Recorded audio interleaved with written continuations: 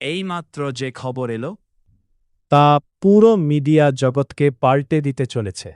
দীর্ঘদিনের স্বপ্নের ১০ম গ্রেডের চাকরি এবার সাংবাদিকদের দোরগোড়ায়। কি হচ্ছে সেটা জানলে চমকে যাবেন আপনিও। ৭ বছর ধরে আলোচনায় থাকা মিডিয়া কর্মীদের জন্য বেতন কাঠামো তৈরি করার কাজ প্রায় শেষের পথে। সরকার সংবাদপত্র ও টেলিভিশন চ্যানেলের কর্মীদের জন্য আলাদা বেতন কাঠামো তৈরির সিদ্ধান্ত নিয়েছে। এটা আর মাত্র কয়েক দিনের অপেক্ষা। এই বেতন কাঠামোয় প্রস্তাব দেওয়া হয়েছে এনটিআরএসিএ বা ন্যাশনাল টেলিকমিউনিকেশনস রেগুলেটরি কমিশনের আদলে একটি স্বতন্ত্র কর্তৃপক্ষে থাকবে। এই কর্তৃপক্ষ নির্ধারণ করবে কোন পদে কত বেতন পাবেন সাংবাদিকদেরা। তবে সবচেয়ে বড় চমক হল এখানে ১০ম গ্রেডের চাকরির সুপারিশ করা হয়েছে। বর্তমানে বাংলাদেশে ১০ম গ্রেডের চাকরি মানে সেটা প্রায় বিসিএস ক্যাডারের সমতুল্য। সাধারণত উপজেলা শিক্ষা অফিসার, পল্লী উন্নয়ন কর্মকর্তা, হাসপাতালের প্রশাসনিক কর্মকর্তারা পেয়ে থাকেন ১০ম গ্রেড।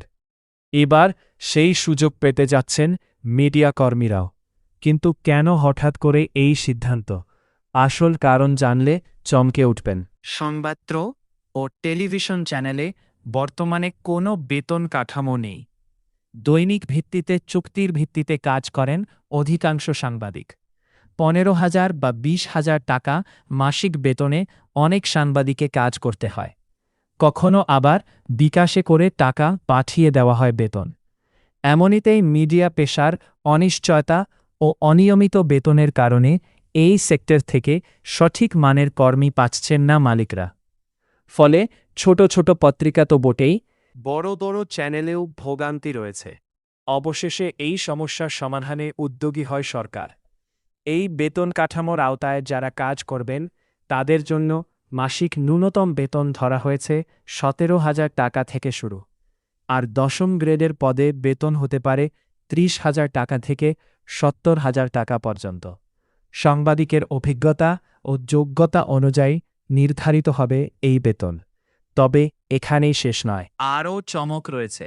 সংবাদপত্রের মালিকদের জন্য এই বেতন বাস্তবায়ন করতে গিয়ে দেখা দিতে পারে বড় বাধা।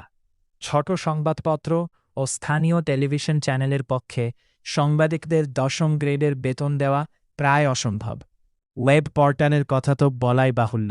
তখন কি হবে ছোট মিডিয়াগুলো? অভ্যন্তরীণ সূত্র বলছে বড় সংবাদ মাধ্যম ও বিজনেস হাউস মালিকানাধীন চ্যানেল ও পত্রিকা এই আইন মেনে নিলেও ছোটরা পারবে না।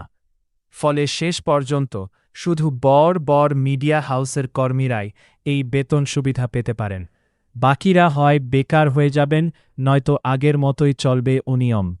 এই বিষয়ে তথ্য ও সম্প্রচার মন্ত্রণালয়ের একজন শীর্ষ কর্মকর্তা জানিয়েছেন, কোনো চাকরিজীবী তার পেশা থেকে ন্যূনতম সম্মান ও আর্থিক নিরাপত্তা পান তা নিশ্চিত করতে এই আইন।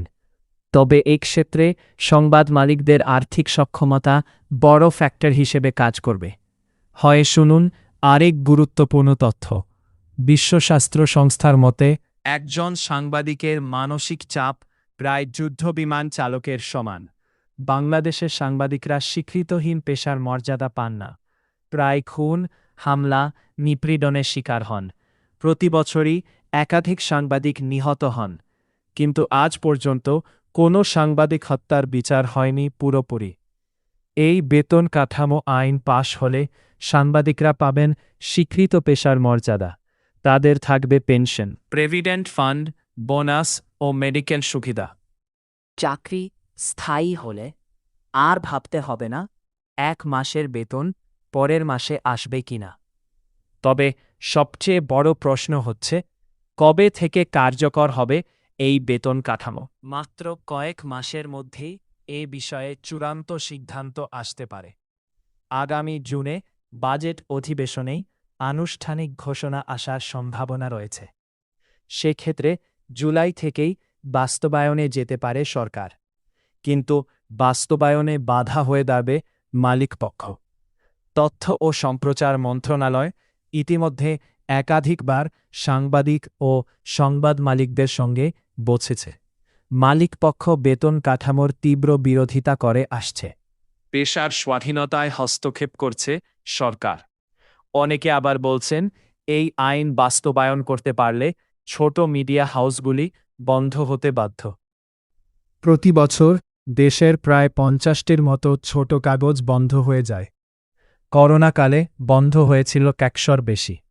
বর্তমান অর্থনৈতিক সংকটে আরও ১০-১৫টি বন্ধ হওয়ার পথে। নতুন আইন এলে এই সংখ্যা আরও বাড়বে বলে আশঙ্কা করা হচ্ছে। অন্যদিকে সাংবাদিক ইউনিয়ন ও ফেডারেশনগুলো দাবি করছে এটাই সময় সাংবাদিকদের পেশাগত স্বীকৃতি দেওয়ার। বড় চ্যানেলে যারা কাজ করেন তাদের বেতন ১ থেকে ৩ লাখ টাকা পর্যন্ত, কিন্তু ছোট চ্যানেল ও পত্রিকার কর্মীরা পাচ্ছেন মাত্র ১০ থেকে ২০,০০০। এই বৈষম্য দূর করাই এই আইনের অন্যতম লক্ষ্য। মোট কথা, ১০ম গ্রেডের চাকরি তো বটেই, এর মাধ্যমে সাংবাদিকতা পেশায় আসতে পারে এক নতুন যুগ। অনিয়ম ও বৈষম্যের অবসান ঘটিয়ে স্বীকৃত পেশার মর্যাদা পেতে যাচ্ছেন মিডিয়া কর্মীরা। কিন্তু ছোট সংবাদ মাধ্যমের অস্তিত্ব নিয়ে শঙ্কাও কম নয়। এখন দেখার বিষয় সরকার ও সংবাদ মালিকদের মধ্যে সমঝোতা হয় কিনা। তো বন্ধুরা, আজকের নিউজ এখানেই শেষ। ভিডিওটি ভালো লাগলে লাইক করুন, শেয়ার করুন এবং সাবস্ক্রাইব করুন। কমেন্টে জানান আপনার মতামত। ধন্যবাদ।